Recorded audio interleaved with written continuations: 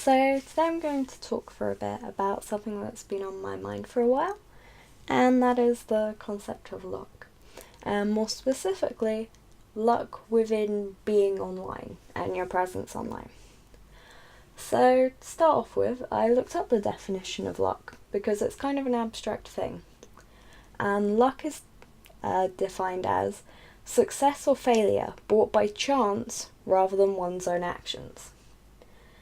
So essentially, means luck. It's the idea that you get something through some other means than your own efforts, be that destiny or God or just the universe's will. The reason I'm talking about this is in relation to my YouTube channel and how it exists within the world. Internet fame and going viral are mostly due to luck, and unfortunately you could slave away for thousands of hours every year and you still wouldn't get anywhere near as good as someone who did a few videos that just happened to be liked by a few people who liked it and gave it to a few more people, and then it goes viral. So there is actually a difference between fame and virality. Fame is kind of more long-term and kind of more known, whereas being viral is kind of maybe you're known for one thing and then it kind of dies down. It's more your 15 minutes of fame kind of thing. Think anyone who's ever been on the X Factor. So, while luck is due to things outside of your own control, it's interesting to look at the kind of things and whether or not you might actually be able to control them. So when I was thinking about these tiny little details, I thought about some of the things that got really popular or some of the people who got really popular, and I wanted to examine why, kind of general undertones as opposed to specific case studies or anything. So the first thing I thought of while looking up this kind of thing was timing, and in two different ways you have timing. The first one is internal timing, so timing within the video or the post or whatever it is. And the second was the timing in terms of actual chronological time, so when you decide to put up your videos. Now for the second one, this is something that a lot's been written on. You can find guides on when's best to post your videos and how to examine your audience to work out the best times when the most people will see your videos. And you can look up things about internal timing. In fact, almost all comedy relies on timing. For instance, my main example of this is the music video Big Enough. If you didn't have that whistling for a good 10-15 seconds, would it be anywhere near as funny? Would it have gone anywhere near as popular without that build-up? Because build-up is something that's very important, but it has to be used carefully. Think openings for people's channels. You have to balance it being nice and snappy and it being very long and annoying and making people not want to watch your videos over and over because they'll just skip through or decide you're annoying. So that's something you can control and you can examine. But with chronological timing, you can guess a bit. You can decide, I'll post my video at 5 p.m. Greenwich Mean Time, because most of my audience is British. So they'll be just getting off of work and maybe watching videos on the tube home. Or it'll be school children getting out, if that's your audience. But you can't guarantee that it'll work and people will actually see your videos. Maybe half of your audience just doesn't go on YouTube that day. But similarly, say you decide to just jump on whatever's popular, but you take time making your video, you do research, you edit stuff, you go and get actual sources, or you go out and film in places, and suddenly what was everywhere is nowhere, and you were too late, and your video gets 10 views. Not that I'm bitter. And also sometimes it is just pure luck. You post at a specific time and someone influential sees it, just by sheer chance that they were online at the same time. And that's another thing that I wanted to talk about. I have said this before in other places, but no one ever gets famous on their own. People have directors, but more importantly, people have an audience. You can't get famous without an audience. It's just not possible. There'd be no one to give you your fame. Celebrities and musicians have groupies, and YouTubers have subscribers. And without that, they wouldn't be who they are.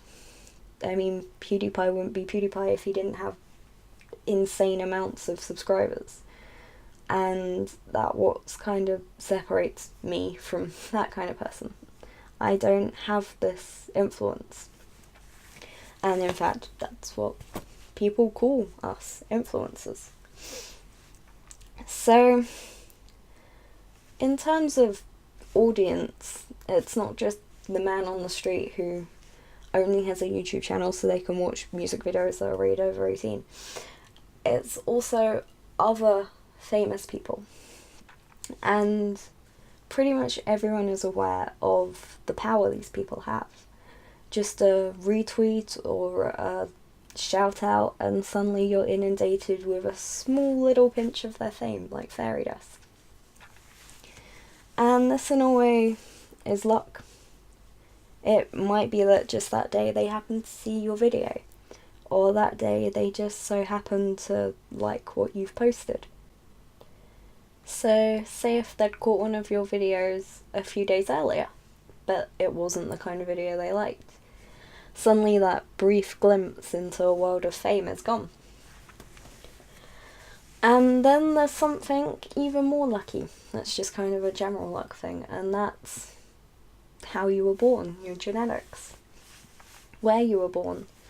Maybe you were born to a family who supports you. Maybe you weren't, and that gives you drive, or that holds you back. Maybe you were born prettier than other people, or with a nicer voice, and that's what gets you noticed. Because on a genetic level, you're better than other people in some way.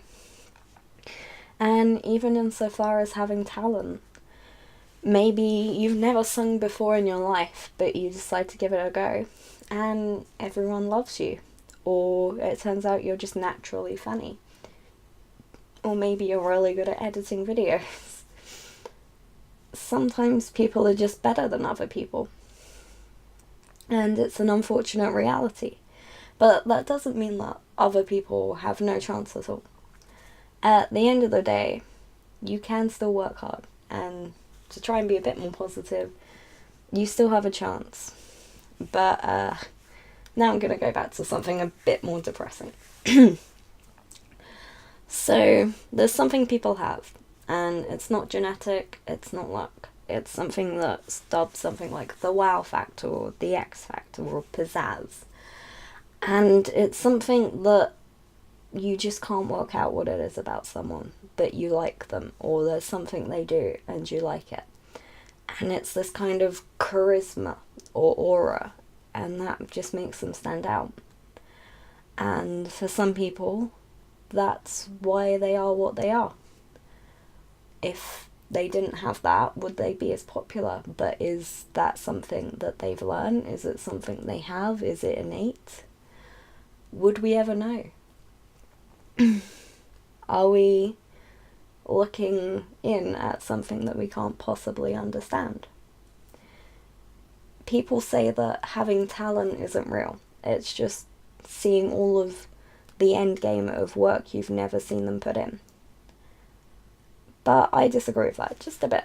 I think there is such a thing as innate talent, but I think talent can be negated through hard work. It is just working harder. So this is actually a kind of depressing topic, and the main reason that I even thought of doing this video was because of two people I know. Now, both of them make videos. I know both of them personally. One of them has over 800 videos that they've created, and they have a little over 100 subscribers. The other one has made a bit over 150 videos, and they have nearly 200,000 subscribers. Both of them operate in different areas. but it's just saddening to see that there are two people who are putting a lot of work into everything that they do, and it's only really paid off for one of them. So that's what kind of inspired this idea that there's no cheat code, there's no secret button you press and suddenly you get everything that you want. It might be hard work, it might be posting every single day, but that still might not do it. If you lack something, if you lack that wow factor, if you just aren't as good as someone else, if you lack a uniqueness, if there's 100 other people like you. And it's looking into the things that make people lucky, the hundreds of tiny little things, and trying to control them. So there's no cheat code, but there is kind of a guide.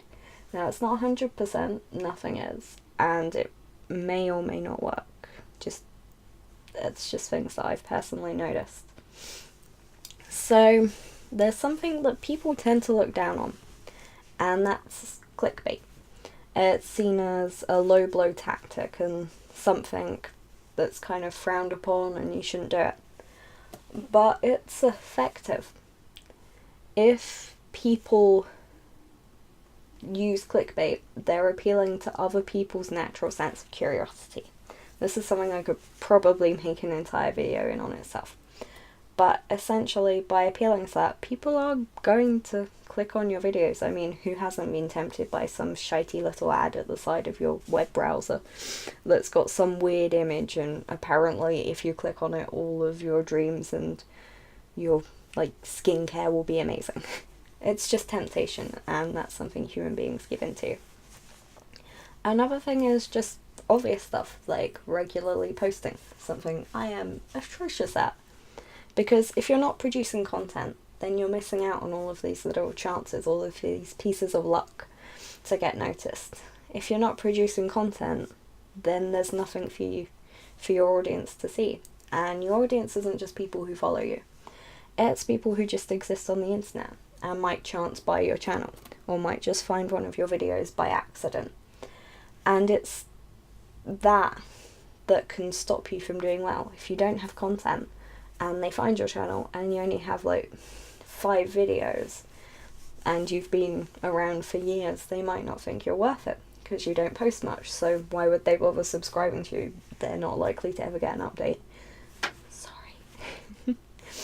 So another thing is YouTube, Facebook, Twitter, all of that stuff, Google Plus, they're social networks.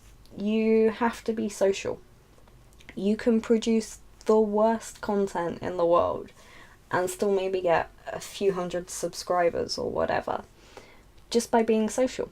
If you're friendly with people and you're just friends, then people might subscribe to you. It's not necessarily that they care about what you're making, but they care about you. And even if you're in different circles, they might still give you shout outs or interact with you in public, and that gives you exposure.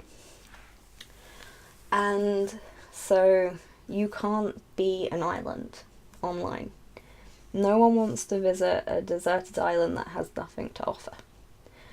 So talk to people, and even if you don't get thousands of subscribers and no one's accosting you in the street for your autograph, at the very least you'll have friends. So at least you're getting something out of it. That's my personal opinion anyway. So this is kind of one of those videos where I ramble for a while and end up having a coughing fit I'll probably have to edit out.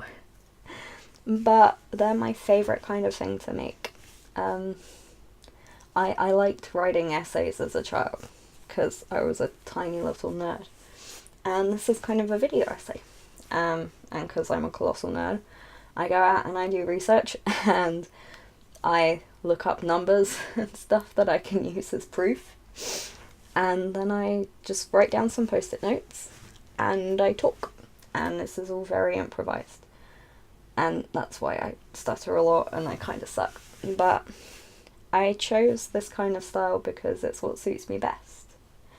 And even if it won't get me like 1 million subscribers and thousands of views, it does at least give me something to do. And as I said before, that's the purpose of these videos. Nonetheless, subscribers are nice, and so are likes and comments, because this is an essay. But it's also a debate, that's why I've put it on a public forum. Maybe you disagree. Maybe I'm just bitter, and everyone who's doing well has spent millions of hours on what they're doing. Then tell me. I'd love to talk to you about it. I love interacting with people. I used to think I was an introvert. I might still be, but I like talking to people about things. So argue with me. Tell me if you think I'm wrong, or if you think I'm right, or I'm just a bit of both. Either way, I'd love to actually hear from people and know people are out there listening to my videos. So I hope you have a good night, and I hope you don't talk so long you end up choking to death. Good night.